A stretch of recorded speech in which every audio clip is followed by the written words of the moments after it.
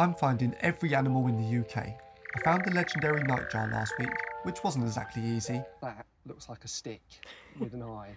So this week I'm taking on some more readily accessible animals. Welcome to my parents' garden, an oasis home to a plethora of wildlife, including a variety of beautiful birds, adorable squirrels, and absolutely hideous frogs that have no place on our planet. Ribbit! My mum has spent nearly 3 decades creating a haven for nature, and the results speak for themselves. Let's have a look at 10 common birds that are regular visitors here, as well as a few more unsavoury creatures. The garden has a few main zones. The decking. Features include tomatoes, a cat, hose. The shed. Features include bird food, more bird food, hose. The allotment. Features include fruit, flowers, hose. The pond. Features include water creatures, the cat's toilet right next to it, Frogzilla. Gojira. Gojira. And finally, the hawthorn tree. Features include bird feeders, bird feeders, bird feeders, bird feeders. So yeah, the birds have it pretty cushy around here. Let's get into the first one. Small, brown, usually in groups called quarrels, sounds like this. The males and females look quite different. Males are more distinctive, whereas the females look like at least 30 other species of small brown birds that we have in the UK. Some name tags would be useful. They're one of the most widespread birds on the planet, so they're a good one to learn if you don't know many birds. That way, you can flex your bird knowledge wherever you go. Look, a sparrow! Oh look, a sparrow! Well, what do you know? A sparrow.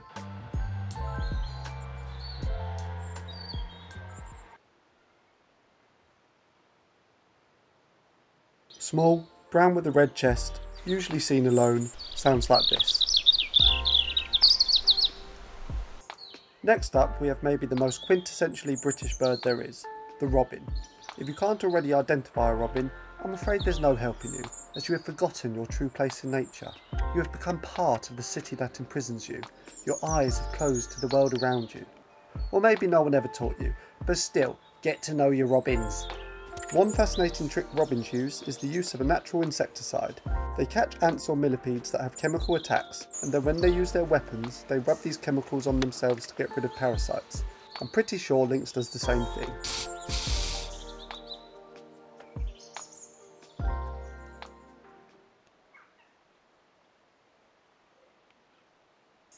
Small, brown with a red face and a gold streak on its wings, usually in pairs or small groups called charms. Sounds like this.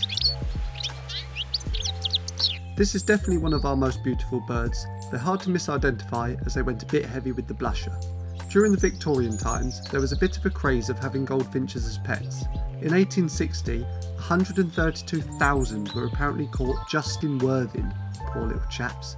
These were definitely the easiest birds to get footage of, as they sit still and feed for much longer than all the other birds. Their favourite snack is nightjar seed, so if you want to attract them in your garden, that's the food to go for.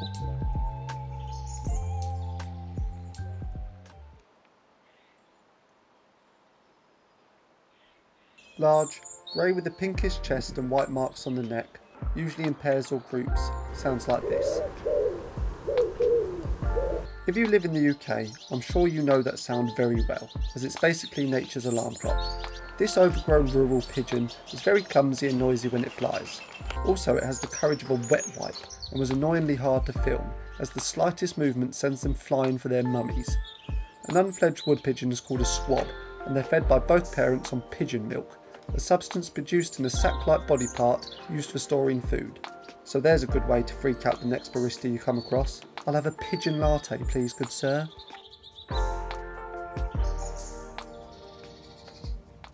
Now let me throw you a scenario. You're out with a group of friends somewhere, maybe you're having some drinks in a park, you're all having a great time. Then, a small bird flies past and you say, "Look, a great tit." Next thing you know, everyone, including your own mother, is laughing at you, as it was in fact a blue tit, meaning the only great tit around here is you. That kind of embarrassment can be hard to overcome. You may even find yourself having to leave town to escape the constant heckling from strangers. Well, I'm here to save you from that scenario ever coming to light, by showing you the differences between the 3 most similar tits you're likely to see in gardens. You're welcome. Small, yellow chest, blue wings and crown, white face with black eye stripe, usually in groups called a banditry. Sounds like this. 98% of British gardens report blue tits, so there's every chance you can get them into yours, especially if you put up feeders. They're the only tit with blue on their heads, which is the easiest way to differentiate them from their pals. Just remember, blue head, blue tit. They were definitely the most numerous bird in my parents' garden. I'd say there was 5 to 10 present pretty much the entire time I was filming. Now, on to their big brothers.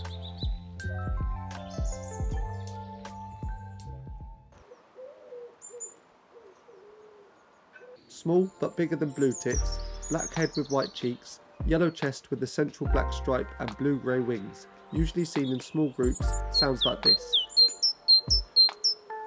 There isn't exactly a wealth of super interesting great tit information, but this snippet of info certainly took me by surprise. In Eastern Europe, they've been recorded attacking and eating bats. At least now I can let my mum know next time she's refilling the feeders, just to stick a bat in there and save a few quid on bird food. They typically nest in holes in trees, but they have been seen nesting in cans and shoes. I guess the forest got a bit crowded that year. And now, onto the smallest of the 3 tits.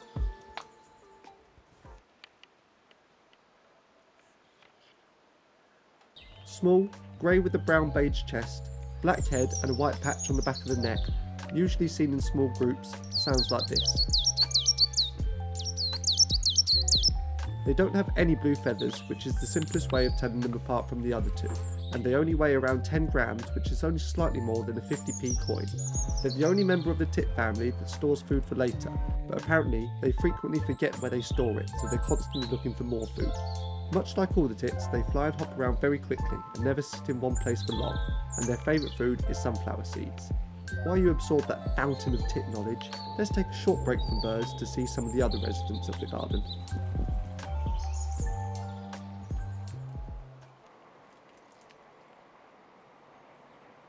Small for a mammal, grey with a massive bushy tail, usually seen alone, sounds like this. There were 2 squirrels working away during the time I was filming. They would collect walnuts from a nearby tree in another garden and then run them back along the fence or make the daring leap from the hawthorn tree to the shed. Usually just one at a time, but this one did manage to fit 3 in its nut gobbler somehow for one trip. If you put any kind of nuts in your garden, these guys are bound to come sniffing before long.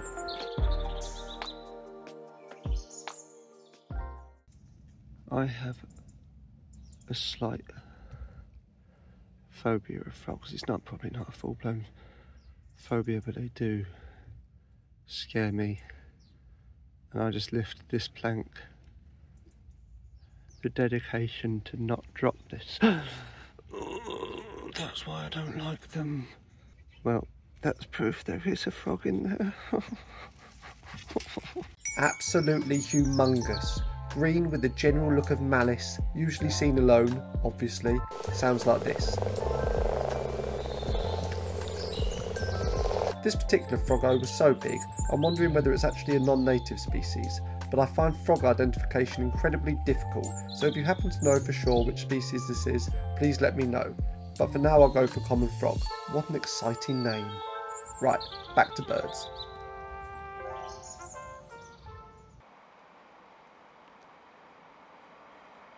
Large, black with silvery grey on the back of the head and a white eye, usually in groups called a clattering, sounds like this. These mini crows are just as intelligent as their big cousins and are capable of recognising different people and will react to human expressions. Jackdaws have strict social hierarchies, with the single ladies ranking the lowest.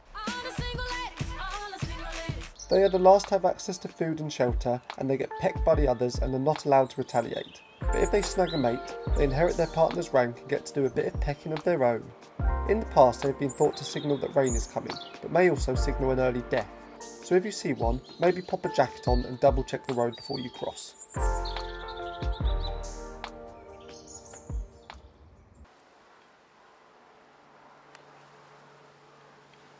Medium sized, blue head, back and wings with a chestnut chest and a black stripe running through the eyes. Usually seen alone, sounds like this. This has to be my personal favourite on the list. I love its little cartoon style burglar mask, and it also behaves very differently from the other birds. Their name is derived from nut hacker because of their habit of putting nuts into cracks and then breaking into them. They also peck into trees like this.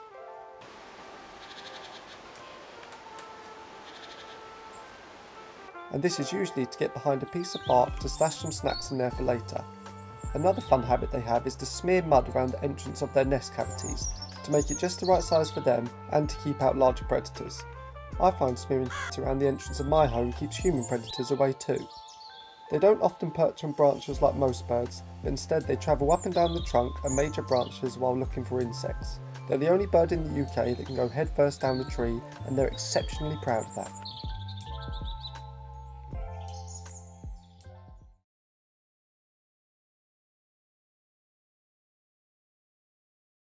Large, black and white as well as iridescent plumage, usually in groups called a mischief or tribe, sounds like this. Let's be honest, magpies are basically crows with some white on them, but that doesn't mean they're not interesting. They, like other members in their family, like to collect shiny things and will decorate their nests with what they find. I bet they'd hate living next to smearing nuthatches. There is a vast amount of bizarre history surrounding these birds dating back thousands of years. Apparently, they were the only animal who refused to enter Noah's Ark, but instead perched on the outside. Ooh, watch out for the two soggy rebels. There is also the infamous one for sorrow, two for joy rhyme surrounding magpies. People used to believe that the number of them you bumped into would decide whether you had good or bad luck. Victorians took it so seriously that they nearly hunted them to extinction. It's crazy to think about how pretty much all animals had the rowdiest theories surrounding them for thousands of years. Just imagine what they must think about us.